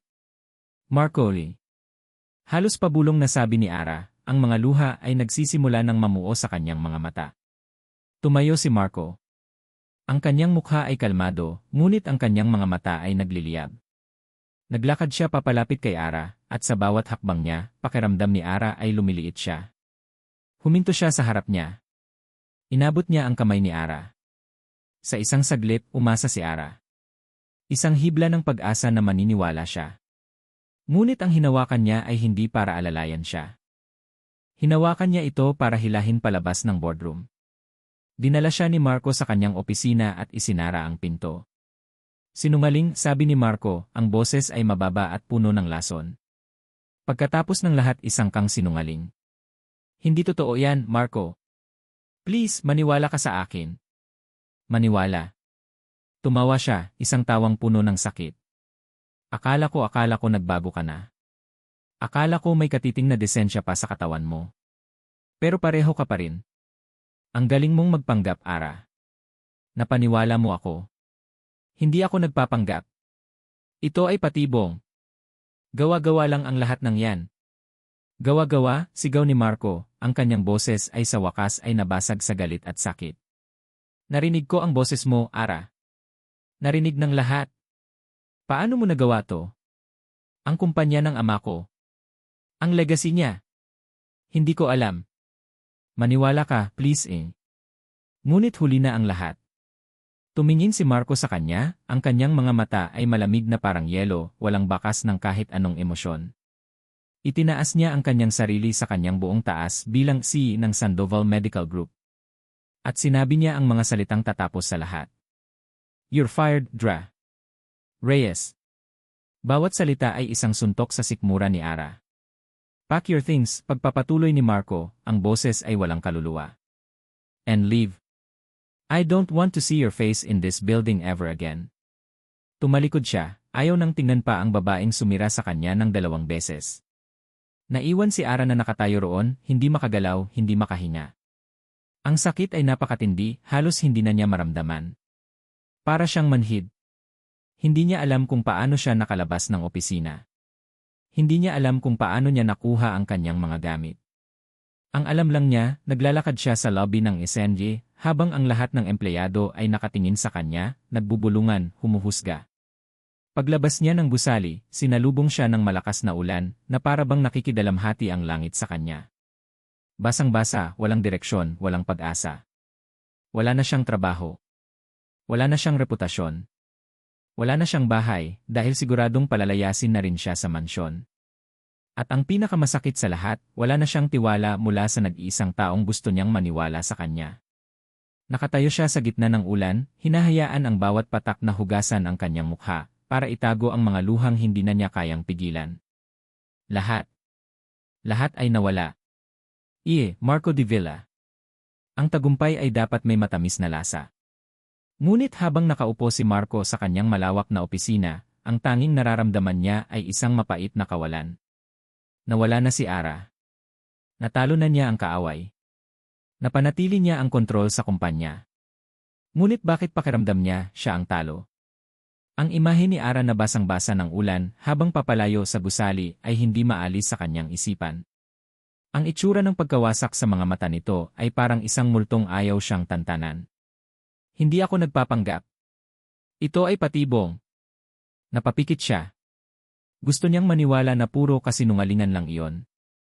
Ngunit ang hinala niya sa kanyang tita Elena ay parang isang maliit na tinik na nakabaon sa kanyang isipan. Hindi niya mapigilan. Kinuha niya ang kanyang laptop at muling pinakinggan ang audio file. Yes, nakuha ko na. I'll send you the full formula tonight. Just make sure the payment is ready. Ang boses ni Ara. Malinaw. Walang duda. Ngunit pinakinggan niya ulit. At ulit. At ulit. Hanggang sa ika-10 beses, may napansin siyang isang bagay na napakaliit, halos hindi maririnig. Isang tunog bago magsimula ang pangungusap ni Ara. Click. Isang tunog ng pag-edit. Isang tunog na pamilyar sa sinumang gumagamit ng audio software. Isang tunog ng isang file na pinutol at pinagdikit. Ang puso ni Marco ay nagsimulang kumabog ng mabilis. Posible kaya? Posible kayang nagsasabi siya ng totoo? Ang hinala niya ay parang isang apoy na biglang nagliyab. Hindi na siya nag-isip pa. Kinuha niya ang kanyang cellphone at tinawagan ang isang kaibigan mula sa kolehiyo, isang sound engineer na ngayon ay may sarili ng studio. Kevin. Marco to, sabi niya, sinisikap na pakalmahin ang kanyang boses. I need a favor. Isang malaking pabor. I'm sending you an audio file right now. I need you to analyze this. Tell me if it's authentic. Tell me if it's fake. Arabella Ara Reyes. Hindi niya alam kung paano siya nakarating sa Batangas. Ang biyahe ay malabo, isang serye ng mga ilaw at mga anino. Ang alam lang niya, kailangan niyang umuwi. Sa nag-isang lugar kung saan pakiramdam niya ay ligtas siya. Pagbaba niya sa taxi sa harap ng San Ignacio Medical Center, sinalubong siya ng nag-aalalang mukha ng kanyang ama. Anak! Anong nangyari? Bakit basang-basa ka? Nang makita niya ang kanyang ama, ang lahat ng pader na itinatayo niya sa paligid ng kanyang puso ay gumuho. Niyakap niya ito ng mahigpit at doon humagulgol, inilalabas ang lahat ng sakit, lahat ng pagkabigo, lahat ng sama ng loob. Wala na, tay. Wala na ang lahat, sabi niya sa gitna ng mga hikbi. Dinala siya ng kanyang ama sa kanilang maliit na opisina sa loob ng ospital. Ikinuwento niya ang lahat, ang akusasyon, ang ebidensya, ang pagpapatalsik sa kanya ni Marco. Hindi ko ginawa yon, tay. Maniwala ka sa akin. Naniniwala ako sa iyo, anak, sabi ng kanyang ama, hinahaplos ang kanyang buhok. Mula noon hanggang ngayon, kailanman ay hindi ako nagduda sa iyo. Ang mga salitang iyon ay nagbigay sa kanya ng kaunting lakas. Nang mga sumunod na araw, tinulungan niya ang kanyang ama sa ospital. Sa pag-aayos ng mga lumang gamit sa bodega, isang lumang kahon ang nahulog mula sa isang estante. Isang maliit na kahon na may tatak ng isang mamahaling department store.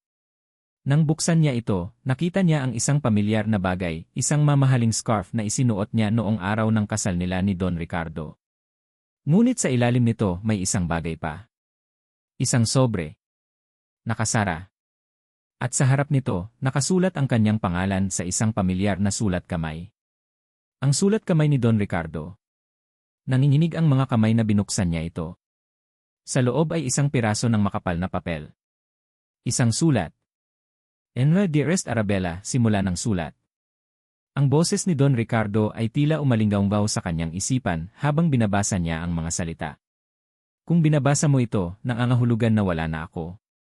At malamang, ang mga bagay ay hindi nangyayari ayon sa inaasahan mo. Alam kong nagtataka ka kung bakit ko ginawa ang testamento sa ganitong paraan. Alam kong nasasaktan ka at malamang ay nasasaktan din ang anak ko. Huminga ng malalim si Ara bago ipagpatuloy. Wala akong maipagmamalaking dahilan, Ara, kundi ang aking karwagan at pagsisisi. 7 taon na ang nakalipas, ako ang dahilan kung bakit kinailangan mong iwan si Marco. Nakita ko ang potensyal niya at natakot ako na ang mga problema ng pamilya mo ay magiging pabigat sa kanya. Pinilit kitang pumili. At pinili mo ang pamilya mo, isang sakripisyong hindi ko kailanman makakalimutan. Ako ang sumira sa inyo. Ang mga luha ay nagsimulang manlabo sa paningin ni Ara. Ang katotohanang matagal na niyang itinatago ay nakasulat na ngayon sa kanyang harapan. Ang pagpapakasal sa iyo at ang testamentong ito ang aking huli at desperadong paraan para itama ang aking mga pagkakamali. Para ibalik ka sa kanya. Alam kong hindi ito madali. Alam kong mag-aaway kayo. Ngunit umaasa ako na sa gitna ng galit, maaalala ninyo kung bakit ninyo minahal ang isa't isa. Ang pag-ibig ninyo ay totoo, Ara. Huwag mong hayaan na ang mga pagkakamali ng isang matandang tulad ko ang tuluyang sumira rito. Patawarin mo ako. At patawarin mo rin sana ang anak ko. Sa ilalim ng lahat ng galit na iyan ay isang pusong minsan mo ng pag-aari. Nagmamahal, Ricardo. Niyakap ni Ara ang sulat sa kanyang dibdib. Ang lahat ng bigat, ang lahat ng galit, ay napalitan ng isang malinaw na pag-unawa. Hindi ito isang sumpa. Ito ay isang basbas na nagkamali ng anyo. Tumayo siya. Ang kanyang mga mata ay puno ng bagong determinasyon. Hindi pa tapos ang laban. Hindi siya pwedeng sumuko. Hindi para sa pera. Hindi para sa kumpanya. Kundi para sa katotohanan. At para kay Marco. Kailangan niyang bumalik. Kailangan niyang ipakita ito kay Marco. Kailangan nilang malaman kung sino ang tunay na kaaway na sumisira sa kanilang dalawa. Mabilis siyang lumabas ng ospital, hawak ang sulat na parang isang sandata. Samantala, sa opisina ni Marco sa Makati, tumunog ang kanyang telepono. Si Kevin. Bro, sabi ni Kevin sa kabilang linya, ang boses ay seryoso. I analyzed the file. It's heavily edited. Halatang halata ang splices. The words full formula and payment were inserted from different source. They used her voice from different recording, maybe meeting or phone call, and stitched it together. Nanlamig si Marco. Ang kanyang mga hinala ay totoo. It's a fake, Marco, pagdidiin ni Kevin. It's a goddamn fake. Pagkababa ng telepono, napasandal si Marco sa kanyang silya, ang isip ay blanko. It's a fake. Pinaniwalaan niya ang isang kasinungalingan. Hinamak niya ito. Sinaktan niya ito. At pinalayas niya ito. Isang malalim na pagsisisi, mas matindi pa kaysa sa naramdaman niya kailanman, ang bumalot sa kanya. Kailangan niya itong mahanap. Kailangan niyang humingi ng tawad.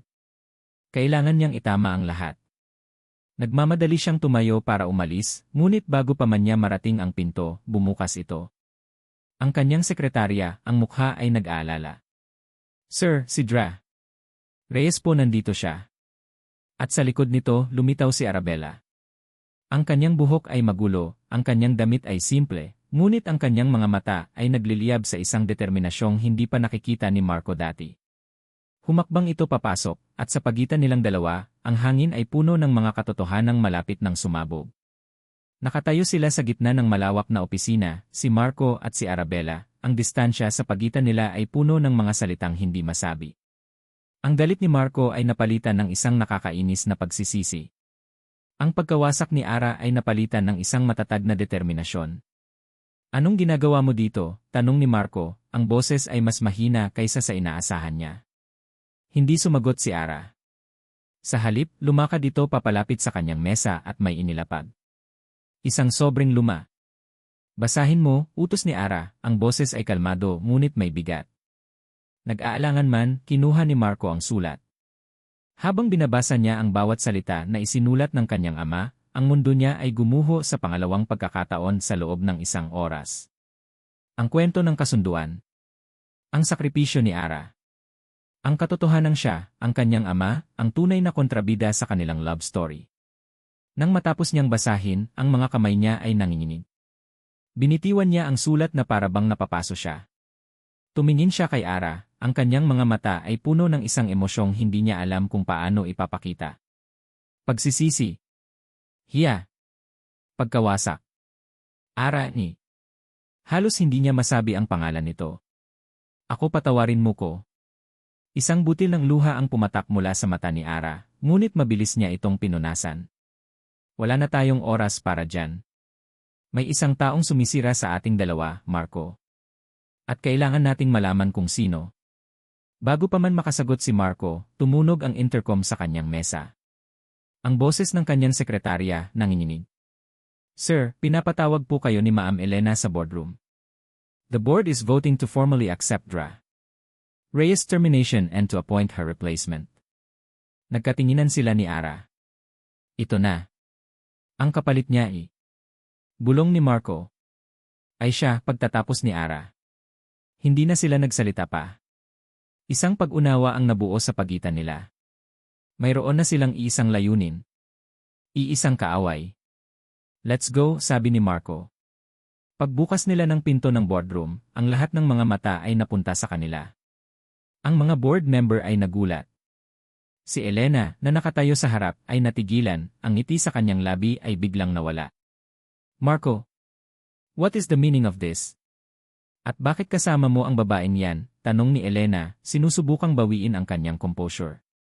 She's still a part of this board, tita, kalmadong sagot ni Marco, habang inaalalayan si Ara papunta sa isang bakanteng upuan.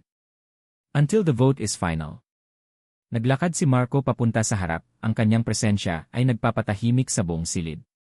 Before we vote, simula niya, I have new evidence regarding the case of industrial espionage against Dra. Reyes.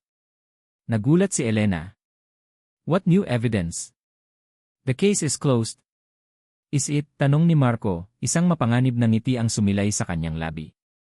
Ikinonekta niya ang kanyang laptop sa projector. I had the audio file independently analyzed. Eli, a professional sound engineer. Ipinakita niya sa screen ang ulat mula kay Kevin. Mga graph. Mga waveform. At sa dulo, isang konklusyon na nakasulat sa malalaking letra. Conclusion, audio is manipulated. Fake. Isang alon ng bulungan ang kumalat sa silid. Si Elena ay namutla. That's absurd. Baka binayaran mo iyang engineer na yan, depensa ni Elena. Talaga, tita? Tanong ni Marco. But Pelly would I do that? Unless may alam ako na hindi inyo alam. Doon, tumayo si Ara. Ang lahat ng tingin ay napunta sa kanya. The audio file is fake, sabi niya, ang boses ay matatag. Because I never said those words. But I know who is capable of doing this. A person who has been manipulating us from the very beginning. Naglakad siya papunta sa tabi ni Marco. Hawak niya ang sulat ng kanyang ama. The reason left Marco 7 years ago was not because I stopped loving him, sabi niya, tinitingnan ang bawat miyembro ng board. It was because his own father, Don Ricardo, asked me to he made deal with me. He would save Nui family's hospital, and in return, I had to disappear. Tumingin siya kay Elena. And there was only one other person who knew about Noy's relationship with Marco back then. One person who was against it from the start. One person who told Don Ricardo that was a distraction. Ang mga mata ni Elena ay nanlaki sa takot. That's a lie. You have no proof. Wala nga ba? Tanong ni Ara. Itinaas niya ang sulat. This is a letter from Don Ricardo himself. Written before he died. Confessing to everything he did. Binasa ni Ara ang isang bahagi ng sulat, ang kanyang boses ay malinaw at hindi nanginginig, na umaalingaw sa bawat sulok ng silid. Ang kwento ng sakripisyo. Ang kwento ng pagsisisi ng isang ama.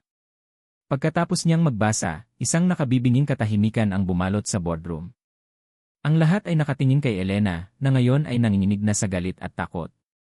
Kasama ka ba dito, Marco? Sigaw ni Elena, na ngayon ay ibinaling ang galit sa kanyang pamangkin. Pagkatapos ng lahat ng ginawa ko para sa'yo. I was protecting you. From her. From your father's foolishness. Protecting me, malamig na sagot ni Marco. Or protecting your own ambition, tita. You wanted Danny for yourself. You saw me as a weak here and Ara as an obstacle. Kaya sinira mo kaming dalawa. Lies? All lies. Doon na nawala ang lahat ng kontrol ni Elena. Sa gitna ng kanyang galit, sa gitna ng kanyang pagkataranta, nasabi niya ang mga salitang magiging katapusan niya. Ako nga ang gumawa ng lahat, sigaw niya, ang boses ay basag sa galit. Ako ang nagsabi sa papa mo na hiwalayan ka niya. Ako ang nagpakalat ng eskandalo. Ako ang gumawa ng peking ebidensya. Dahil hindi ka nababagay dito, Marco. At lalong hindi ang babaeng yan. Ako. Ako lang ang may karapatan sa Sandoval Medical Group. Isang kolektibong singhap. Isang pag-amin. Natahimik si Elena, na tila doon lang napagtanto ang kanyang sinabi. Huli na. Dahan-dahang umupo si Marco. Tumingin siya sa mga board members. I believe we have new matter to vote on, sabi niya, ang boses ay kalmado, ngunit may bigat ng bakal. The immediate termination of Elena Sandoval from this board, on grounds of conspiracy and corporate sabotage. Walang tumutol. Ang boto ay mabilis at nagkakaisa. Habang tinatawag ang security para i-escort si Elena palabas, nagtama ang kanilang mga mata. Ang dating pagmamahal ay napalitan ng purong galit. You will regret this, Marco. You will both regret this, iyon ang kanyang huling mga salita bago isara ang pinto. Naiwan sa boardroom ang isang naguguluhang katahimikan. Tapos na ang gyera. Sa gitna ng lahat, nakatayo sina Marco at Ara. Magkatabi. Hindi nag-uusap. Hindi nagtitinginan. Ang kaaway sa labas ay natalo na. Ngunit ang digmaan sa pagitan nilang dalawa, ang mga sugat ng 7 taon, ay ngayon palang magsisimulang maghilom. At hindi nila alam kung paano. Lumipas ang ilang linggo. Ang alikabok na nilikha ng pag-alis ni Elena ay unti-unting humupa. Ang LNG ay nagsimulang bumalik sa normal, ngunit may isang bagay na nagbago.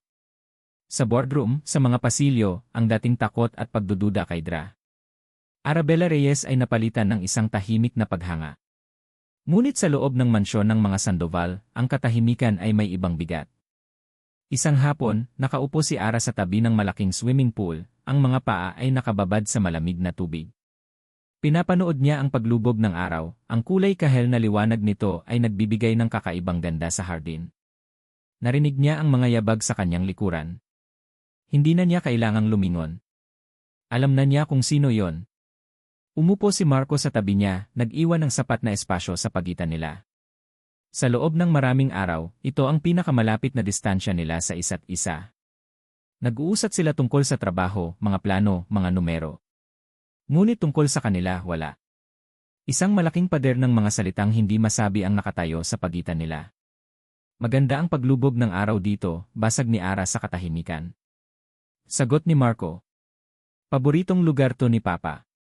Dito siya nag-iisip kapag may mabigat siyang problema. Katahimikan ulit. Isang katahimikang hindi na nakakailang, kundi puno ng pag-aantay. Ara, panimula ni Marco, ang boses ay mababa at puno ng isang emosyong matagal na niyang itinatago. Wala akong araw na hindi ko iniisip kung paano ako hihingi ng tawad sa'yo. Hindi lumingon si Ara. Nanatili siyang nakatingin sa papalubog na araw. Ang mga sinabi ko, ang mga ginawa ko, alam kong kulang ang salitang sorry. Hinusgahan kita. Sinaktan kita. Pinaniwalaan ko ang pinakamasamang bersyon ng kwento dahil mas madali yon kaysa harapin ang katotohanan na baka ako ang may mali. Huminga siya ng malalim. Ang totoo, Ara, hindi ko alam kung paano magtiwala ulit matapos mo akong iwan. Kaya noong bumalik ka, ang tanging alam kong gawin ay saktan ka para hindi mo ako maunahang saktan ulit. Dahan-dahang lumingon si Ara. Sa wakas, nagtama ang kanilang mga mata. Walang galit. Walang panunumbat. Tanging isang malalim na kalungkutan. May kasalanan din ako, Marco, mahinang sabi niya. Dapat sinabi ko sa iyo ang totoo noon pa man. Dapat ipinaglaban kita. Pero pinili kong manahimik. Pinili kong akuin ang lahat mag-isa sa pag-aakalang iyon ang tama. Sa pag-aakalang pinoprotektahan kita. Hindi mo kailangang gawin yon ng mag-isa, sabi ni Marco, ang boses ay halos pabulong. Hindi ko sinubukang intindihin ka, pag-amin ni Marco. Ang pagsisisi ay baka sa kanyang boses. At hindi naman ako nagsalita, sagot ni Ara. Sa pag-amin na yon, ang huling piraso ng pader sa pagitan nila ay gumuho. Ang natira na lang ay 2 taong parehong nasaktan, parehong nagkamali, at parehong naghahanap ng daan pabalik sa isa't isa. Kinabukasan, magkasama silang naglakbay papuntang Batangas. Hindi ito utos ng trabaho. Ito ay isang personal na paglalakbay. Pagdating nila sa San Ignacio Medical Center, ang dating naluluging ospital ay may bagong buhay na. Ang mga pader ay may bagong pinta. Ang mga staff ay nakangiti. Sinalubong sila ng ama ni Ara, hindi bilang CEO at board member ng Isenji, kundi bilang si Ara at si Marco. Tay, bati ni Ara, niyakap ang kanyang ama. Tumingin ang matanda kay Marco, ang mga mata ay puno ng pasasalamat at isang pahiwatig ng paghingi ng tawad para sa mga nakaraang pagkakamali. Salamat, iho, sabi nito kay Marco. Salamat sa lahat. Wala po yon, tay, sagot ni Marco, ang pagtawag niya ng tatay ay natural at tapat. Ang San Ignacio ay mahalaga kay Ara, kaya mahalaga na rin po ito sa akin. Naglakad sila sa loob ng ospital. Ipinakita ni Ara kay Marco ang mga bagong kagamitan na ipinadala ng Nganye. Ipinakilala niya ito sa mga doktor at nurse na minsan ay nawalan na ng pag-asa. Dito, sa gitna ng mga pasyente at ng tunog ng mga monitor ng puso, nakita ni Marco ang tunay na diwa ng pamanang iniwan ng kanyang ama, hindi ang pera o ang kapangyarihan, kundi ang kakayahang magpagaling at magbigay ng pag-asa. Huminto sila sa harap ng isang bagong wing na itinatayo. Ipangalan natin itong Ricardo Sandoval Wing, mungkahi ni Ara. Bilang pag-alala sa kanya. Tumingin si Marco kay Ara, ang kanyang puso ay puno ng pasasalamat. Tumango siya. Gusto niya yan. Nakatayo sila roon, magkatabi, pinapanood ang mga manggagawa. Ang araw ay muling papalubog, ngunit sa pagkakataong ito, hindi ito hudyat ng pagtatapos, kundi ng isang bagong simula. Dahan-dahan, maingat, iniabot ni Marco ang kanyang kamay at hinawakan ang kamay ni Ara. Hindi ito hinila ni Ara. Sa halip, hinigpitan niya ang pagkakahawak dito. Ang kanilang mga daliri ay nagsalikop, isang tahimik na kasunduan. Ang 1 taon sa testamento malapit nang matapos, sabi ni Marco. Na, sagot ni Ara. Pagkatapos noon malaya ka nang umalis. Hindi sumagot si Ara, ngunit mas lalo niyang hinigpitan ang hawak sa kamay ni Marco. Tumingin si Marco sa kanya, ang kanyang mga mata ay seryoso, tapat, at puno ng isang pag-ibig na naghintay ng 7 taon para muling masabi. Bigyan natin ng pangalawang simula ang lahat, Ara, sabi niya. Hindi bilang isang tanong, kundi bilang isang pakiusap. Isang alok. Tayo. Isang ngiti ang dahan-dahang sumilay sa mga labi ni Ara. Isang ngiting totoo. Isang ngiting matagal nang nawala. Isang ngiting abot hanggang sa kanyang mga mata. Okay, sagot niya.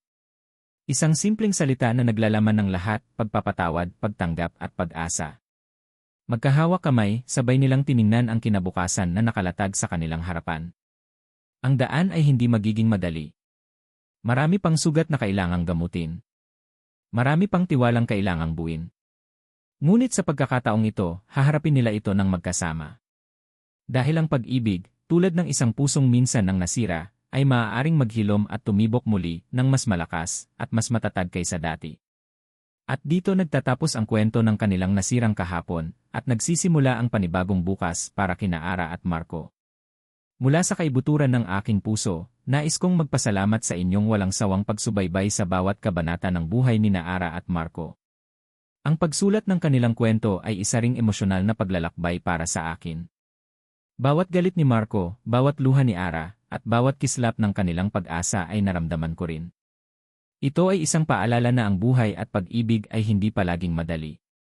Puno ito ng mga pagkakamali, mga maling desisyon, at mga sakit na hindi inaasahan. Ngunit sana, sa paglalakbay ni Ara at Marco, napulutan natin ng aral na ang tunay na pag-ibig ay hindi tungkol sa pagiging perpekto. Ito ay tungkol sa kakayahang magpatawad kahit gaano pa kalalim ang sugat. Ito ay tungkol sa pagbibigay ng pangalawang pagkakataon, hindi lang sa taong mahal natin, kundi pati na rin sa ating mga sarili. At higit sa lahat, ito ay isang paalala na ang pag-asa ay laging matatagpuan, kahit sa pinakamadilim na sandali. Ngayong tapos na ang kanilang kwento, nais kong marinig ang inyong mga saloobin. Ano ang paborito ninyong eksena? Anong aral ang pinakatumatak sa inyong puso? Huwag po kayong mag-atubiling i-share ang inyong mga komento sa ibaba. Ang bawat isa ay mahalaga at lubos kong pinapahalagahan. Muli, maraming salamat sa pagsama sa akin sa kwentong ito. Hanggang sa ating susunod na paglalakbay.